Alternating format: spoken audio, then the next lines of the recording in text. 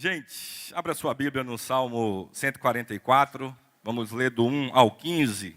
A lição tem por tema, orando pela intervenção divina. Um tema bem sugestivo para aquilo que a gente está vivendo hoje, né? Não só no Brasil, não só no Goiás, em Goiânia, mas aí em todo o mundo. Na lição ele pega alguns trechos desse salmo, mas eu faço questão de poder ler todo o Salmo 144. Diz assim a palavra do Senhor Deus. Bendito seja o Senhor, minha força, que ensina as minhas mãos para a guerra e os meus dedos para lutar. Minha benignidade e minha fortaleza, minha torre alta e meu libertador. Meu escudo, aquele em que eu confio e que sujeita o meu povo debaixo de mim. Senhor, que é o homem para que temes conhecimento dele, ou o filho do homem para que faças conta dele? O homem é como vaidade, passageiro, e os seus dias são como a sombra que passa. Encurva os teus céus, ó Senhor, e desce, toca os montes, e eles fumegarão. Lança os teus raios e dissipa-os. Atira as tuas flechas e destrói-os. Estende a tua mão de cima, liberta-me, livra-me das grandes águas, da mão dos filhos estranhos, cuja boca fala vaidade e a sua mão direita é uma mão direita de falsidade. Cantarei uma nova canção a ti, ó Deus, sobre saltério e instrumento de 10 cordas, cantarei louvores a ti. É ele que dá a salvação aos reis, que livra Davi, seu servo, da espada danosa. Liberta-me, livra-me da mão dos filhos estranhos, cuja boca fala vaidade, e sua mão direita é uma mão direita de falsidade. O 12. Para que nossos filhos possam ser como plantas crescidas na sua juventude, para que as nossas filhas possam ser como pedras de esquinas, polidas à semelhança de um palácio, para que os nossos celeiros possam estar cheios, proporcionando todo tipo de provimento, para que as nossas ovelhas possam gerar milhares e a dezena de milhares em nossas ruas, para que os nossos bois possam ser fortes para trabalharem, para que não haja nem invasões, nem saídas, para que não haja queixas em nossas ruas. E o 15, feliz é esse povo que está em tal situação. Sim, feliz é esse povo cujo Deus é o Senhor. Não feche sua Bíblia, deixe ela aberta. Eu quero usar junto com você bastante a Bíblia nessa manhã. Um salmo, como tantos outros salmos de Davi, que traz uma excelência de uma proximidade, de uma comunhão, de uma intimidade que aquele que Deus chamou como homem segundo o coração de Deus tem, né? Davi escreveu esse salmo, diz a lição, para bendizer ao Senhor, glorificando a Deus para fazer dele um guerreiro e bem-sucedido, e também para orar pedindo que o Senhor continuasse a abençoar o seu povo. Ele estava preocupado com os perigos ao redor deles e com as necessidades dentro da terra. O salmista também ele compara Deus como a rocha, e o homem como vaidade. E é interessante porque a rocha ela é inabalável. O próprio Jesus, lá nos evangelhos, ele fala da necessidade de nós apoiarmos, de construirmos nossa casa na rocha. E ele faz um paralelo com o homem como vaidade. Vaidade é uma coisa passageira, que depende de momento, de modinha. E ele fala que o homem vai passar, mas que Deus permanece fiel sempre, em todo o tempo, Ele fala também aqui, como uma curiosidade, de que Davi usou parte do Salmo 18 quando escreveu o Salmo 44. O Salmo 18, ele reflete ali o seu cântico de vitória quando ele se tornou rei. Ou seja, tem grande chance de que esses dois salmos, o 18 e o 144, tenham sido escritos aí juntos. O principal ponto que eu vejo aqui, desse Salmo 144, é que Davi ele tinha tamanha intimidade com Deus, que ele na mesma oração, ele não só agradecia pelos feitos que Deus tinha permitido, as bênçãos que Deus tinha concedido a ele, mas também ele fazia novas petições para que Deus mantesse ele vivendo nesse tempo, nessas bênçãos que ele já havia recebido diante da sua vida. O ponto número 2, ele vai falar aqui sobre confiança, oração e a graça de Deus. Eu destrinchei aqui em 3 pontos que eu quero falar com vocês a respeito de cada uma dessas palavras. Confiança, oração e a graça de Deus. Confiança. Só consegue ter confiança aquela pessoa que ela desenvolve uma intimidade com alguém. Um filho, quando ele demonstra que ele está ali apto a confiar no seu pai em todos os momentos, ele confia no seu pai porque ele tem uma intimidade. Então, mesmo que ele passe por momentos difíceis, ou venha um valentão na sua vida, que ele olha para o seu pai, ele sabe que o seu pai vai estar sempre pronto para poder querer defendê-lo. Ou se ele tem medo do escuro, se o pai vai com ele no escuro, ele consegue caminhar. Por quê? Porque ele tem intimidade. E a gente vê aqui no Salmo 144, que Davi demonstra que ele confiava em Deus, porque ele conhecia ao Deus a quem ele confiava.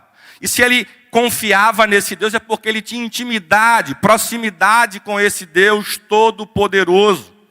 E é interessante que, além dele conhecer, ele sempre rendia graças, né? Ele sempre rendia louvores a esse Deus que ele conhecia e que ele tinha intimidade, pelo fato dessa confiança que ele tinha nesse Deus. Então ele sabia que, se houvesse necessidade, como lido aqui nessa manhã, Deus ele poderia descer, abdicar do seu trono de glória, assim como fez no tempo de Moisés, que entregou ali as tábuas da lei, para poder ter uma proximidade com ele, ou para poder livrá-lo de algum mal. Claro que isso é um simbolismo. Deus ele está no céu e ele está aqui na terra, como está aqui na nossa igreja, a Catedral da Família, nessa manhã. Davi ele tinha essa proximidade, ele tinha essa intimidade. A lição aqui vai dizer o seguinte, ó. Crescer no conhecimento de Deus deve ser acompanhado num aprofundamento da nossa confiança em Deus. Saber a verdade acerca de Deus, ter intimidade, produz confiança interior de que as provações não podem abalar-se. Tá? Interessante que o salmista ele já começa, nos versos 1 e 2, já expressando esse momento de confiança com Deus. Diz assim em Salmo 44, 2. Benignidade minha e fortaleza minha, alto retiro meu e meu libertador és tu. Escudo meu em quem confio e que me sujeita o meu povo. Eu trouxe aqui alguns versos onde a Bíblia demonstra de quem está expressando, quem está escrevendo, quem está ali salmodiando a Deus, ele expressa confiança em Deus. Salmos 9:10 diz assim, ó, em ti confiarão os que conhecem o teu nome, porque tu, Senhor, nunca desamparastes os que te buscam. Confiança. Salmos 86, verso 7 diz assim, no dia da minha angústia, clamarei a ti, pois tu me responderás. 2 Timóteo, verso 1 e 12, diz assim, porque eu sei em quem tenho crido, e estou certo de que é poderoso para guardar o meu depósito até aquele dia. Aqui tem um verso de Filipenses 4:13, que eu amo de todo o coração, né? Quando Paulo diz assim, ó, tudo posso, confiança naquele que me fortalece. É interessante que nessa passagem, quando Paulo estava ensinando ali a sua igreja, ele fala que ele sabe o que é passar dificuldade, sabe o que é passar ali, o que é ter prosperidade, bonança na sua vida, mas ele estava ensinando naquele capítulo 4 de Filipenses, no que se refere a dar e receber. E mesmo pelo momento que ele estava ali farto de ter recebido da igreja, né, que supriu as necessidades dele, mas ele tinha que continuar a ensinar isso, para que pudessem ser acrescentados bênçãos na vida daquele povo, e hoje na minha vida e na sua vida. E ele fala algo maravilhoso, tudo posso, confiança, repita comigo, tudo posso, naquele que me fortalece. Quem fortalece a sua vida? Se Deus é que fortalece a sua vida, você pode tudo nele e pelo nome de Jesus, amém? O segundo ponto que fala aqui na lição é a respeito de oração. Nesse ponto aqui, já visto ao nosso tema, eu quero gastar um pouco mais de tempo para poder lhe ensinar alguns princípios da oração e também no que se refere à oração com maturidade. A lição lá atrás aqui, quando fala a respeito da oração, de que o ato de oração em si já nos coloca numa posição diferenciada. É a lição que fala isso. Aqueles que não oram, né? A oração ela é a fonte de autoridade espiritual, de poder espiritual. Eu acrescentei aqui que ela é o oxigênio da alma. O ser humano, esse corpo, ele tem uma necessidade de poder receber oxigênio para poder se manter de pé. O oxigênio chega ao cérebro e ele comanda tudo do corpo.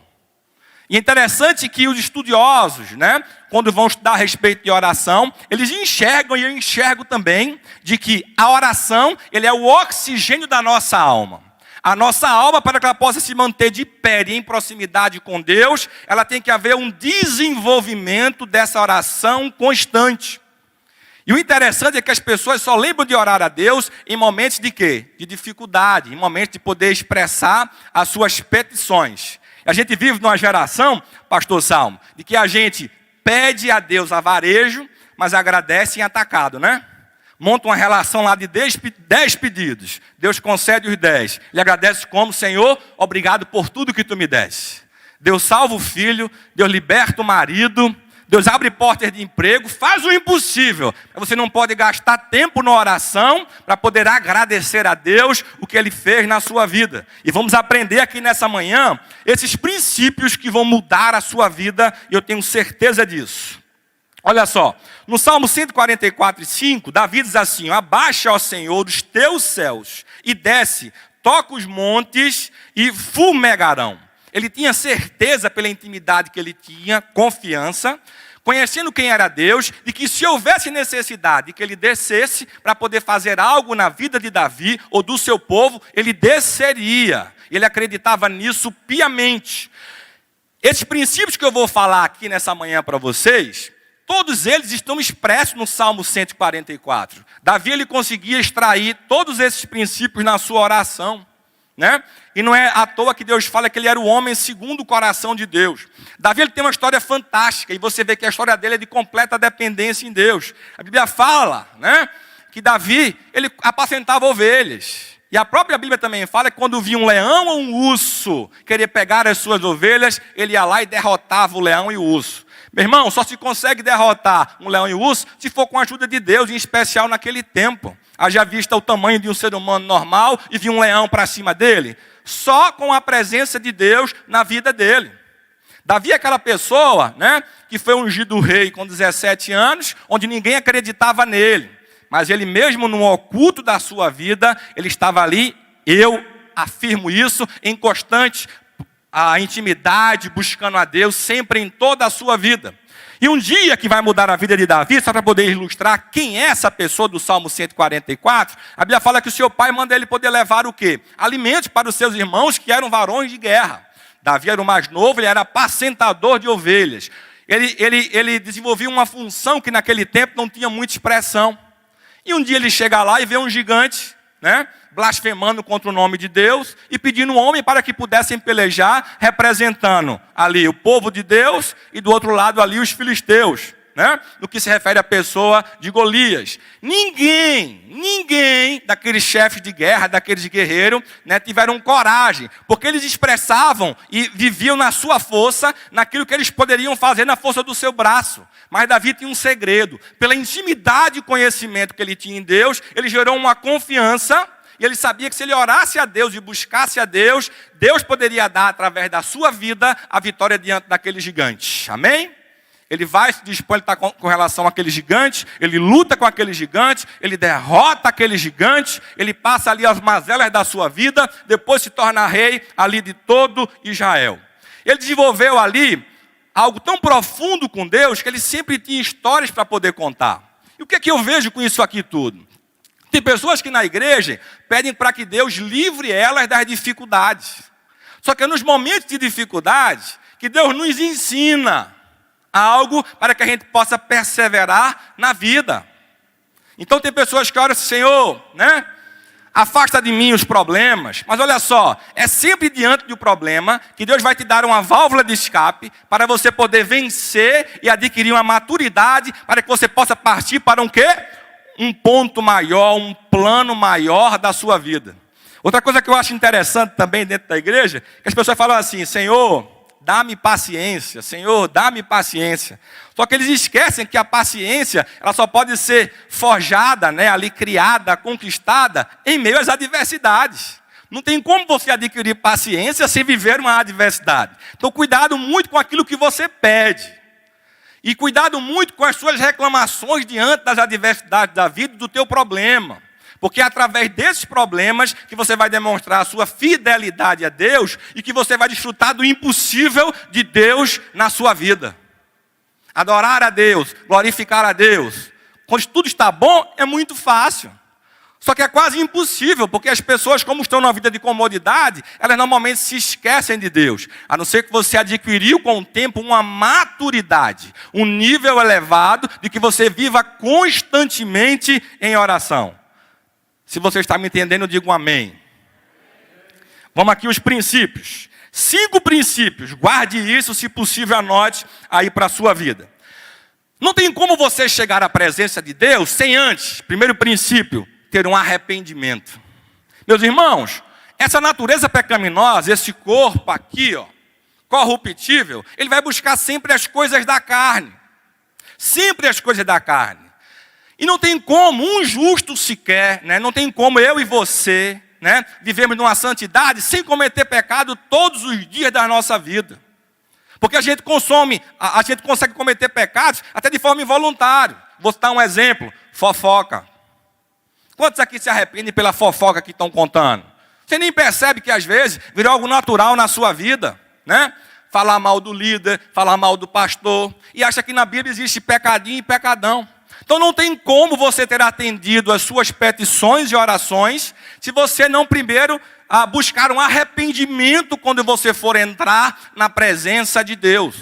Por mais que a gente viva na graça pelo sacrifício de Jesus Cristo, na cruz do Calvário, e glória a Deus por isso, você precisa, quando você vai entrar na presença de Deus, demonstrar arrependimento pelos seus pecados. Segundo princípio, você precisa, para poder entrar na presença de Deus, agradecer a dele, entrar com ações de graça. Você pode ver isso no Salmo 100, verso 4, Lucas 17, 11 e 19.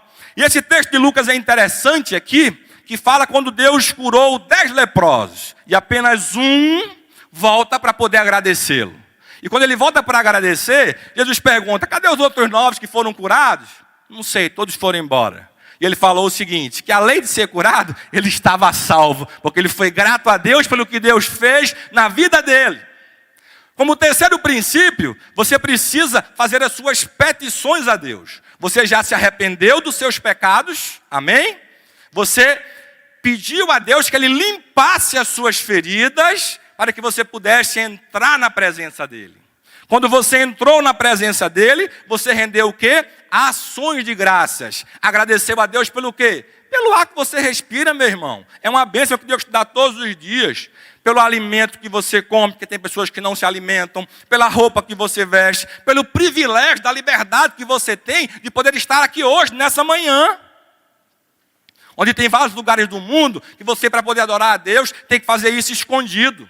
Só que são coisas tão naturais para a gente, que a gente vive aí de forma costumeira, a esquecer todos os benefícios que Deus faz diariamente por nossas vidas.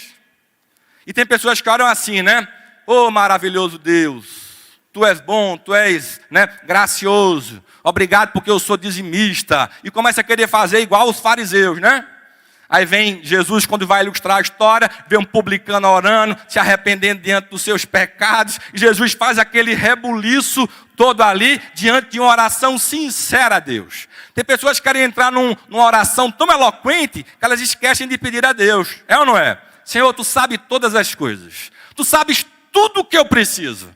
Mateus fala que Deus sabe tudo mesmo, meu irmão.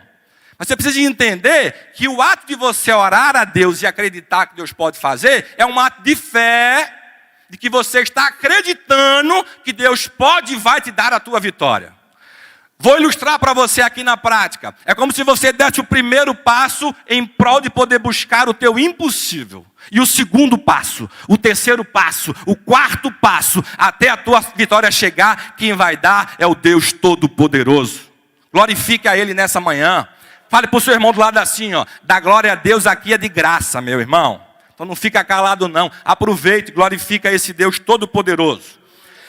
Quarto princípio, intercessão.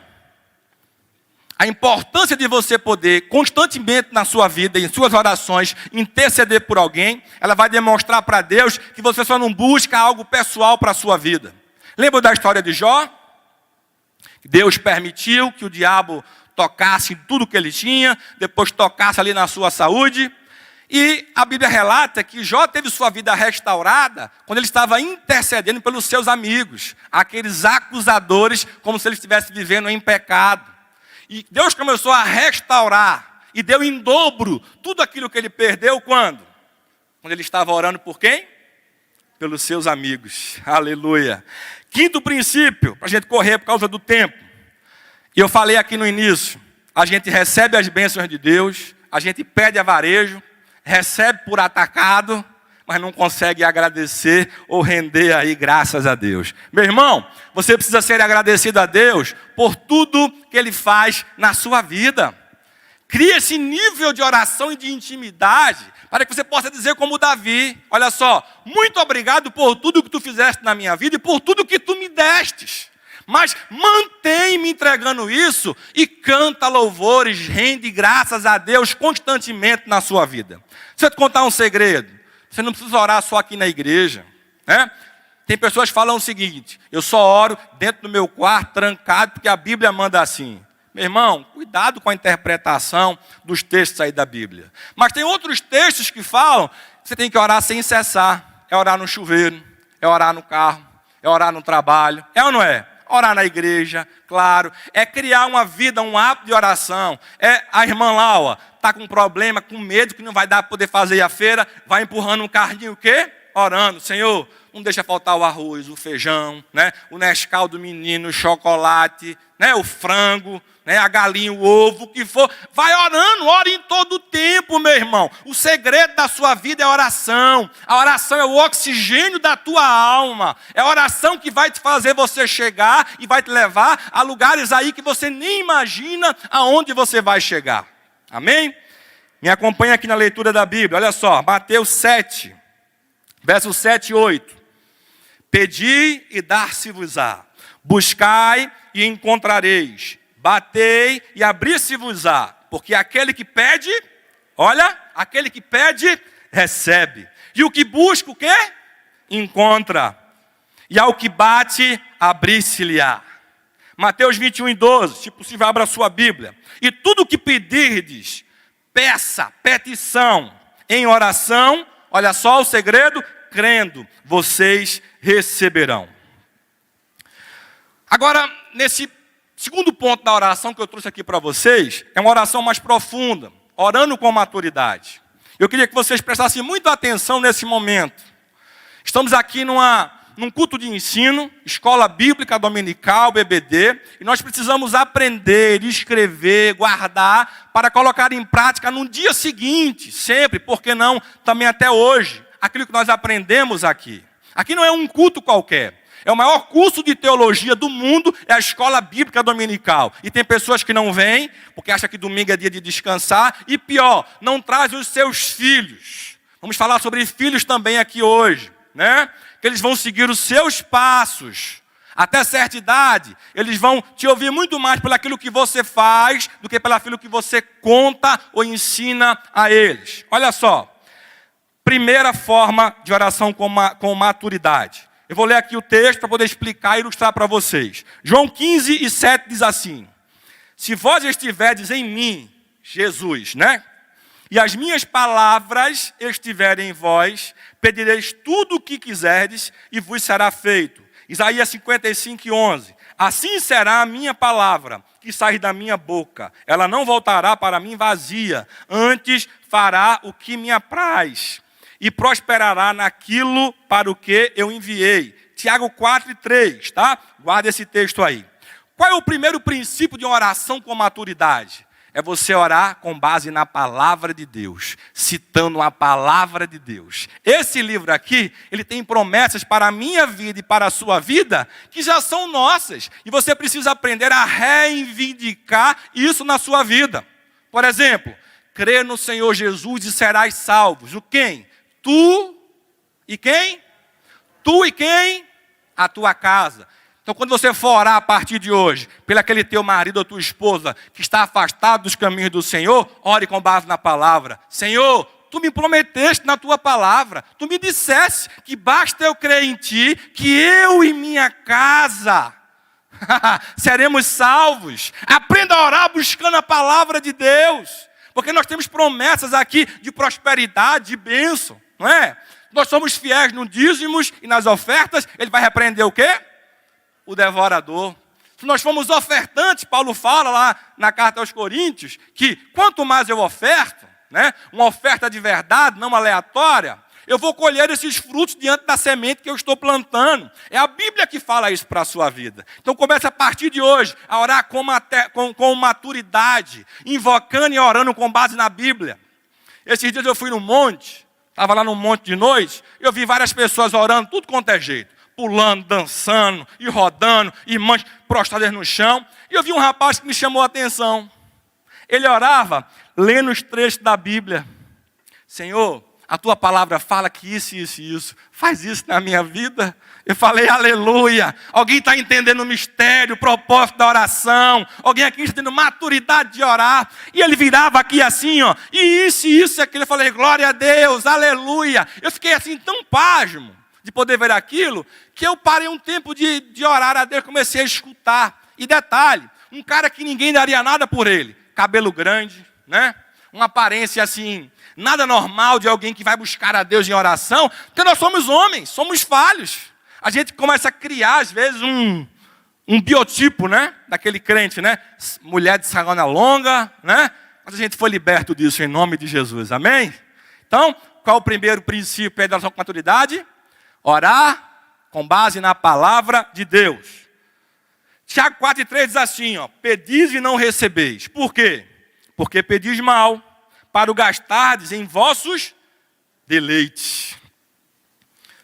Segundo princípio, tá? Olha só, através da oração, Deus quer usar você, né, como parceiro das suas ações. Difícil de poder pensar nisso, né? O Deus Todo-Poderoso quer lhe usar como parceiro diante das suas ações, diante da sua oração. Vamos para a Bíblia. Abra aí. Isaías 43, 26. Olha só. Faze-me lembrar. Entremos juntos em juízo.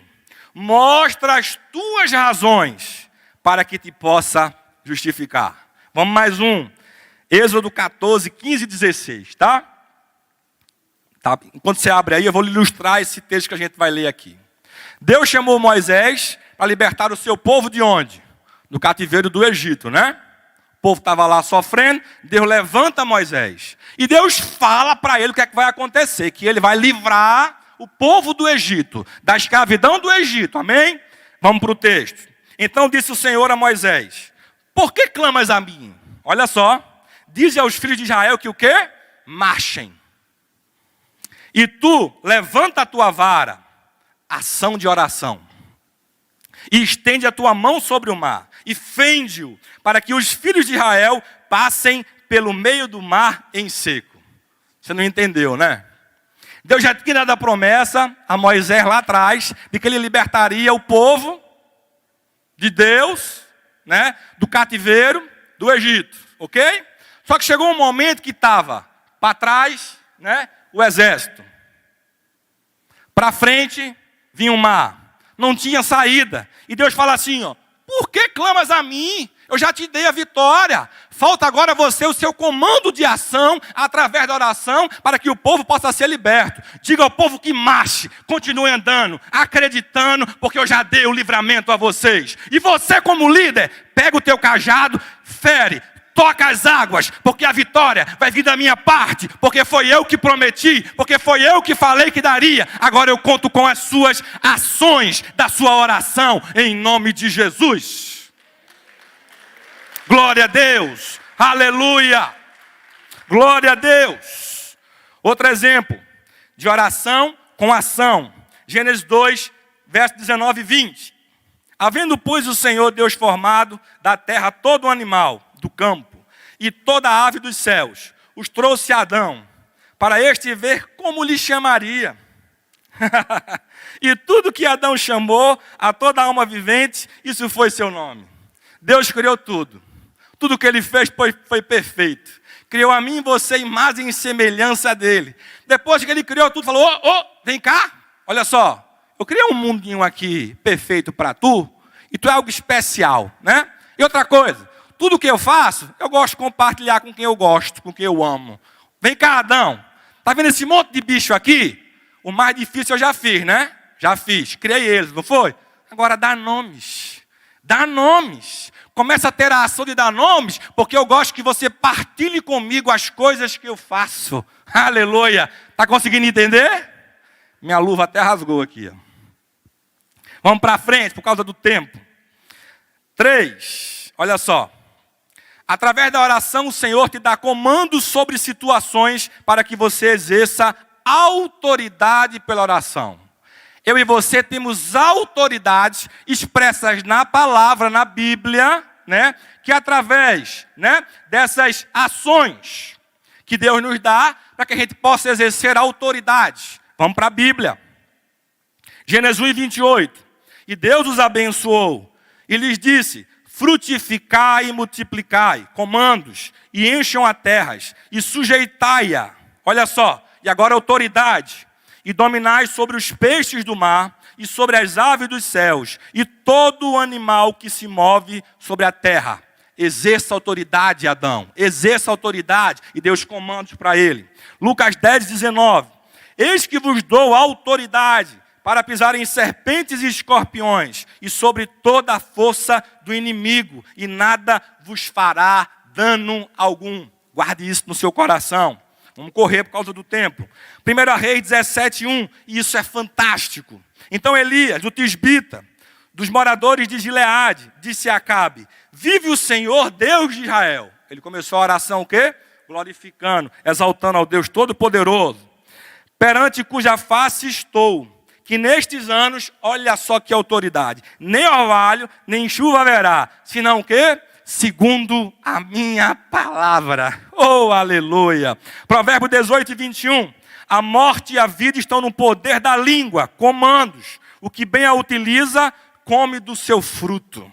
Amém? Meu irmão, Deus ele te dá comandos na palavra, através da palavra, para que você possa exercer autoridade, né, em todas as coisas da sua vida. E você precisa conhecer a Bíblia para poder exercer esses comandos de autoridades que Deus já te deu. Quando você entra numa maturidade de oração, que você ora com base na palavra de Deus, você começa a desfrutar do sobrenatural de Deus na sua vida. É um outro nível que vai ser revelado para você. Ninguém começa a entrar em níveis de intimidade com Deus se não pode buscar a Deus. Se sempre tem uma oração rasa, Senhor, me dá, mas não é capaz de poder agradecer a Deus por tudo que Ele faz na sua vida, e sem conhecer a palavra de Deus, e o principal, sem nem sequer querer se arrepender dos seus pecados. Não tem como, né? As trevas e a luz andarem juntos, não tem como. Deus ele não tem como caminhar junto com o pecado. O pecado tem que ser afastado, extirpado da tua vida, para que você possa desenvolver uma intimidade com Deus, para que Ele possa lhe fazer usufruir dos benefícios que já estão propostos aonde? Na palavra de Deus. Amém, meus irmãos? 4º princípio da oração com maturidade. A oração é a didática de Deus, para nos ensinar sobre intimidade com Deus. Olha só. E da mesma maneira também o Espírito ajuda. Romanos 8:26, desculpe. As nossas fraquezas, porque não sabemos o que havemos de pedir como convém. Olha que nível de intimidade com o Senhor. Mas o mesmo Espírito, que Espírito é esse? O Espírito Santo intercede por nós com gemidos inexprimíveis. Nos momentos de dificuldade da tua vida, você não sabe o que pedir, o que fazer ou o que clamar. A Bíblia fala que o Espírito Santo de Deus chega sussurrando ali de chorar, com gemidos inexprimíveis, para poder trazer as petições que tu queria fazer, mas não consegue fazer, por amor da minha vida e da tua vida. Será que você pode aplaudir o nome desse Deus Todo-Poderoso nesta manhã? Oh, aleluia! Você nunca está só. Até nos momentos que você não tem mais forças, de dificuldade, você não consegue falar, andar, caminhar, o Espírito Santo de Deus, Ele intercede pela sua vida. Aleluia! Glória a Deus. Meu Deus, 10 minutos. A graça de Deus. Interessante que a gente vê poucas ilustrações do que se referem à graça no Velho Testamento, né? Tem muitos crentes, né? E precisam aprender isso, não estou julgando ninguém, que falam que o povo do Velho Testamento foi salvo pela lei, né? Porque a graça só veio no segundo momento, quando Jesus morreu na cruz do Calvário. Meus irmãos, olha só, escuta esse texto aqui da Bíblia. 1 Pedro 1, 18 e 21. Sabendo que não foi com coisas corruptíveis, como prata ou ouro, que foste rasgados da vossa vã maneira, de viver que por tradição recebeste dos vossos pais, mas com o precioso sangue de Cristo, como de um cordeiro imaculado e incontaminado, o qual, na verdade, escuta só, em outro tempo foi conhecido, ainda antes da fundação do mundo. Guarde isso. Apocalipse 13, 8. E adoraram-na todos os que habitam sobre a terra, esses cujos nomes não estão escritos no livro da vida do Cordeiro, que foi morto desde a consumação do mundo. Só existe um plano de redenção. E a salvação para a minha vida e para a sua vida foi escolha de Deus. Gênesis no capítulo 13, verso 15, fala que depois que o homem pecou, Deus proferiu ali uma palavra, de que, o quê? Alguém sabe o que aconteceu em Gênesis 13, 15? Que iria enviar que iria pisar, esmagar a cabeça da serpente, fazendo ali um simbolismo na pessoa de Satanás. E essa pessoa foi Cristo Jesus. O plano da redenção foi traçado desde antes da consumação dos séculos, desde o início. E só existe uma redenção para a minha vida e para a sua vida. E não existe salvação por lei, ela é sempre pela graça, pelo favor imerecido. Quando Deus queria acabar com o mundo, porque o homem estava ali com uma vida de corrupção por completa, ele pela graça salvou um. Quem foi esse? Noé. Para que a vida do homem ela pudesse estar mantida e que o plano da redenção na pessoa de Cristo Jesus, e eu vou explicar mais sobre isso, tá certo? Ele pudesse ser ali consumado. Tá? Gênesis 6 e 8. Noé, porém, achou graça aos olhos do Senhor. Salmo 27, 1. O Senhor é a minha luz e a minha salvação. A quem temerei? O Senhor é a força da minha vida. De quem me recearei? Isaías 12, 2. Eis que Deus é a minha salvação. Nele confiarei e não temerei. Porque o Senhor Deus é a minha força e o meu cântico. E se tornou a minha salvação. Gênesis 3 e 15. E porém inimizade entre ti e a mulher, e entre a tua semente e a sua semente. Esta te ferirá a cabeça, e tu lhe ferirás o quê? O calcanhar. É pela graça de Deus que nós estamos aqui hoje. Já imaginou a briga lá? Né? Moisés dizendo, eu fui salvo no meu tempo pela lei, porque eu consegui manter a lei. Já pensou? Aí Paulo vem e fala assim, no meu tempo foi melhor. Por quê? Porque era mais tranquilo. Eu fui salvo pela graça. Jesus morreu na cruz do Calvário e eu, estava liberado. Não é assim não, meu irmão. Não é assim não. Existem alguns princípios de salvação para a sua vida. Primeiro, é você acreditar nesse Deus Todo-Poderoso. Ou seja, reconhecer que Cristo é o Senhor e Salvador da sua vida. E que Ele de fato veio a esse mundo, morreu. Só que tem que ter o quê? Arrependimento. A Bíblia fala aquele que confessa e deixa. Tem pessoas que cometem pecados, que sabem que é pecado, diariamente da sua vida. Ainda tem a cara de pau de poder invocar a graça para dizer que ele está salvo, mesmo na prostituição, na fornicação, no adultério. É ou não é? Pelo fato da graça. Isso é um absurdo, meu irmão. Quando você conhece a verdade, na pessoa de Cristo Jesus, e quem te convence da verdade é o Espírito Santo de Deus, você não tem mais vontade de pecar. Você quer buscar uma vida constante de oração a Deus. Você acorda orando, você passa o dia orando, e você dorme orando, se afastando do pecado, e pedindo sempre a Deus o quê? Perdão pelos aqueles pecados involuntários que você comete todos os dias da sua vida. Então, querer achar que o povo do Velho Testamento foi salvo pela lei, isso não está na Bíblia, meu irmão. Os textos aqui foram claros. E a gente vive em diversos momentos da graça de Deus no Velho Testamento. Porque o homem, ele sempre, essa carne, vai querer buscar as coisas do mundo, da carne. Mas é pela graça de Deus que eu e você estamos aqui hoje. A igreja me entendeu? Digo amém. Tema difícil, hein? Ponto 3, estamos finalizando aqui, tá? Intercessão pelo bem da família e sociedade. Diz assim a lição: filhos, plantas bem desenvolvidas, né? Ou seja, a nutrição vem da raiz, na sua mocidade. Olha só, é fundamental nos reunirmos em oração pelos filhos, principalmente crianças, adolescentes e jovens, para que sejam como plantas florescentes, bem desenvolvidas, viçosos no jardim do Senhor. Filhos bem desenvolvidos, eles são resultados de oração. Meu irmão, olha só, quero falar agora um pouco para os pais, né? Pai, você tem uma importante missão aqui na terra. Você não é só o sacerdote da sua casa, mas você, como homem, é quem vai determinar aonde seus filhos vão estar. Pastor, mas eu não tive pai. Deus vai levantar pais espirituais para poder te dar isso que você precisa. Me escute só. Na vida de José, ele sempre foi um filho muito querido. Ele teve uma educação. José, ele era filho de quem? De Jacó. Jacó era filho de quem? De Isaac. Isaac era filho de quem? Abraão. A Bíblia fala que Deus tinha um negócio com Abraão. Um negócio pequeno ou grande?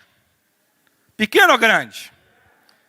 Essa promessa de Abraão passou para quem? Para Isaac. Passou para Jacó. E com certeza também passou para quem? Para José. José, a Bíblia fala que com 17 anos, ele foi vendido como escravo. Com 17 anos, as pessoas já têm muita consciência da vida, não tem? Sabe o que é certo e errado ou não? Ele pode não ter uma maturidade da vida, mas ele consegue distinguir bem o que é certo e errado. Meu filho Davi, com 4 anos, já consegue saber quando faz coisa errada. Ele vem todo desconfiado, mexendo no cabelo, porque ele sabe que ele fez coisa errada. O Gabriel de 7 nem se fala. Eles não têm a maturidade, às vezes, de poder enfrentar um problema. Mas já sabem, porque foi ensinado, do que é certo e errado. O principal ensinamento que eu tenho para a vida dos meus filhos é referente ao quê? Ao exemplo. É ou não é? Os passos que eu dou, ele quer dar. Gabriel hoje se vestiu, olha só que maravilha. Colocou uma roupa bonitona, colocou um relógio e um óculos. Papai, estou bonitão igual o senhor. Eu falei, uhul, é isso aí, meu filho, é a cara do pai. Bonitão igual o papai. E ele veio para a igreja todo bonitão ali. Ou seja, ele copia os meus exemplos, porque eu gosto de relógio, todo dia coloco um relógio, eu gosto de usar óculos, né? Eu gosto de arrumar o cabelo. E ele se vestiu, né? Papai, estou igual a você. Exemplos. Olha só, algumas coisas a gente precisa entender aqui, eu vou ilustrar pela vida de José, e o tempo está correndo ali. José ele foi vendido escravo com 17 anos, né? Primeiro benefício que José teve dentro da sua criação. Os escravos, eles eram medidos e vendidos de acordo com aquilo que eles representavam, né? Eles iriam para as pessoas de mais poder aquisitivo, se ele tivesse mais qualidades. Ah, esse aí ele pinta, esse aí é marceneiro, esse aí é pedreiro, esse aí está, olha só, completo. A Bíblia fala que José era um homem bonito, uma aparência formosa, né? Com certeza, dentinhos completos, com certeza uma pessoa que era bem cuidada. Ele era o filho amado, querido de Jacó, né? Do seu pai. E ele foi vendido, não para qualquer mequetrefe lá poder ser escravo, cuidar de porco, seja lá do que for. Ele foi vendido para a casa de um oficial lá, né? Do Egito, para a casa de Potifar. Então esses benefícios que ele teve, já foi diante de um cuidado e ensinamento da vida do seu pai. Só que ele era filho de quem?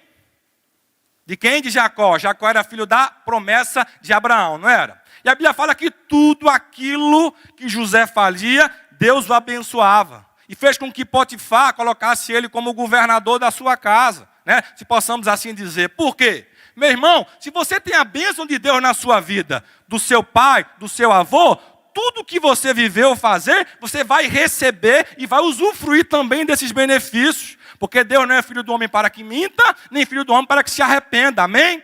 Pastor Flávio, eu não tenho promessas na minha vida passada. Meu pai e meu avô tinham vidas aí de bagunça. Mas você tem promessas na sua vida a partir de hoje, em nome de Jesus. Porque não nasce um homem ou uma mulher se não for com um propósito de Deus aqui na face da terra. Amém, meu irmão? Vamos para frente. Chega lá, Deus abençoa ele em tudo. Deus tinha um propósito e um projeto. Lembra da graça de Deus? Lembra do plano da redenção? Guardem isso. Ele vai lá. Quando ele se organiza, ganha uma roupa bonitinha, perfume, cabelo arrumado. O cara agora manda em tudo na casa de Potifar. Aí aparece a primeira dificuldade. O primeiro problema da vida. O primeiro problema dentro da casa de Potifar, né? Vem a esposa de Potifar e começa o quê? Cobiçar José. Já pensou? José pensa assim, ó. Eu não tenho dinheiro, não tenho nada, fui jogado escravo, fui esquecido, fui abandonado. Nunca tive uma mulher, vai ser a primeira. Uai, não. O que é que ele fez? O que é que meu Deus falaria se eu fizesse isso? Ele lembrou dos ensinamentos do Pai no que se referem à palavra de Deus. Ele lembrou que a junção de um homem e uma mulher é por causa de um propósito. E o amor de um homem para uma mulher tem que ser tão grande que o pai dele lutou 14 anos para ter a sua mãe. Ele tinha um exemplo dentro de casa do que se refere ao amor dentro do matrimônio. E ele sabia que ele não poderia se juntar a alguém por se juntar, ainda mais cometendo pecado diante de Deus. Você conseguiu entender isso? Ele escolheu se manter na santidade a Deus. Em tempos de dificuldades, em tempos de problema, meu irmão, não queira ser fortão, não. Vá para dentro da palavra, busque intimidade a Deus e foge desse problema. Porque se Deus preparou algo para a sua vida e você se afasta desse curso da sua vida, porque você pecou, para você reengrenar de novo é difícil, meu irmão. José, ele tinha um sonho, que o céu e a lua e 11 estrelas se o quê? Inclinariam diante deles. E ele guardou esse sonho no seu coração. E ele tinha certeza que isso iria se cumprir. Mas se ele se distanciasse dos caminhos do Senhor, mesmo escravo, tá certo? Depois de tudo que ele sofreu, ele não conseguiria um dia viver aquilo que Deus prometeu para a vida dele. Ei, para de dizer que, não consigo, eu sou fraco, tudo é difícil para mim, eu não consigo fazer 3 refeições por dia, eu estudo em colégio público, eu não sei o que. Para com isso, meu irmão. Vai conhecer o teu Deus, vai estudar a Bíblia, porque você serve a um Deus que é todo poderoso e vai mudar a sua vida e circunstância, independentemente de onde você estiver. Amém? Vamos para frente. Foi jogado na prisão. Outro problema para ele, né? Só que em vez de ele ficar se queixando dos problemas, ele enfrentou o problema. José era filho de quem? Jacó. Que era filho de quem? Isaac. Filho de quem? Abraão. Para a gente fixar, tá? A promessa para Abraão era algo grande, não era isso? José estava onde agora? Filho da promessa, na prisão. O que é que Deus faz? Se ele é filho da promessa, tudo que ele fazia, Deus abençoava ele e prosperava ele. Primeiro, porque ele tinha promessa. Segundo, pela sua fidelidade a Deus. E na prisão, Deus prepara uma situação, e ele, em vez de estar reclamando pela prisão, a Bíblia fala que ele fazia tudo de forma o quê? Majestosa, sempre honrando o nome de Deus. E começou a trabalhar dentro da prisão, fazendo as coisas dentro da prisão. Deus estava dando alguns ensinamentos e preparando para ele o seu último ato, né, como escravo. E ele começou ali a interpretar sonhos, começou a fazer as coisas, Deus abençoou, a chave da prisão foi entregue na mão dele, do cárcere, e ele foi seguindo sua vida. Um dia, 17 anos, um dia, em torno de 30 anos, salvo engano, estava lá o copeiro mor servindo, soube que o rei tinha um sonho. Ô rei, me perdoe minha intromissão, mas eu conheço um carinha lá de trás, quando eu estava na prisão, que ele pode te ajudar a interpretar seus sonhos. Manda chamar ele. Chega lá José, todo sujo, roupa de prisão lá, de cadeia. Chega lá, interpreta o sonho. O que é que o faraó fala? Aonde nesse reino aqui tem um homem mais sábio do que você, para poder assumir tudo isso daqui? Ei, toma um anel. Chegou o tempo da bonança, chegou o tempo da promessa. Usufrui pela tua fidelidade. E José foi posto como o quê? Depois do faraó, era o maior em todo o Egito. E o principal não foi isso. Deus fez com que José passasse por isso para poder manter uma linhagem, um corpo de pessoas, um grupo de pessoas diante de uma promessa feita a Abraão, para que os seus irmãos pudessem ter comida e se alimentar, senão o povo morreria ali. E mais ainda, Jesus veio do leão da tribo de Judá. José, ele tinha uma missão na sua vida, diante de todo o sofrimento que ele teve. Ele morreu ali com 110 anos, usufruiu 80 anos de uma bonança, por uma promessa feita aos seus pais e pela sua fidelidade. E 2 detalhes aqui importantes, tá certo? Quando José chegou, que seus irmãos, quando ele se mostrou a seus irmãos, os irmãos pensaram: ih, rapaz, vamos morrer tudo agora. Por que eu vou morrer agora? Porque meus irmãos me jogaram dentro de uma cisterna, tudo eles sabiam disso, falou: não, vamos morrer agora. O cara é o todo-poderoso agora aqui, José. Deve ter lembrado do sonho que ele contou, acabou, chegou o nosso tempo. Só que José ele tinha um segundo exemplo aqui muito forte na vida dele. Lembram que Esaú e Jacó eram brigados? Lembra? Mas a Bíblia destaca muito forte lá, de que estava lá Raquel e José ainda pequeno, quando ele vê a reconciliação de Jacó com seu irmão, que se abraçam, que choram, e a Bíblia fez questão de registrar, estava lá José ao lado da sua mãe, vendo o exemplo do seu pai de reconciliação. Quando ele viu os seus irmãos, ele tinha duas opções: mata tudinho porque acabaram com a minha vida. E ele tinha uma segunda opção: eu tenho um exemplo na minha mente, eu vi um exemplo dos meus pais, meu pai perdoou o irmão dele, e agora eu vou fazer o quê? Perdoar os meus irmãos. Ei, pai, os seus passos, o seu caminho, o seu dia a dia, a sua vida é que vão fazer e forjar e levar os seus filhos a algum lugar. Guarde essa palavra no seu coração e entenda a sua importância. Se você pegar a maioria aí desse povo que vive na rua, ladrão, se você perguntar, eles só moram com a mãe, não tem pai, não sabe quem é o pai. É por isso que o inimigo tenta o tempo todo acabar com as famílias e deturpar a imagem do pai. Porque o pai é o alicerce para a criação e o ensinamento dos seus filhos. Amém, meus irmãos? Glória a Deus por isso. Tinha mais coisa a poder falar aqui, mas meu tempo está ali desde hoje que ele pisca ali, que acabou, tá certo? Ele fala depois aqui como filhas, pedras de esquina como colunas de um palácio, né? Pedra de esquina é aquela coluna que embeleza, né, o palácio. E filhas são isso, colunas que embelezam a nossa casa. Coluna também é sustentação, é aquela pessoa que vai dar força. A mulher tem uma força sobrenatural que vem da parte de Deus. E para finalizar aqui, ele também fala a respeito do interesse pelo bem da sociedade. Davi ele orava pelo seu povo, pela sua sociedade. E nós precisamos aprender que a oração tem que ser por mim, pela minha vida, pela minha família, pelo meu irmão, pastor Roberto, e também pela sociedade que nós vivemos. Porque tudo está interligado diante da minha vida e da sua vida, amém? Como palavra final, é fundamental que o discípulo de Cristo tenha uma vida em permanente oração por si próprio, pela família e pela nação. Deus abençoe a todos. Eu agradeço a oportunidade.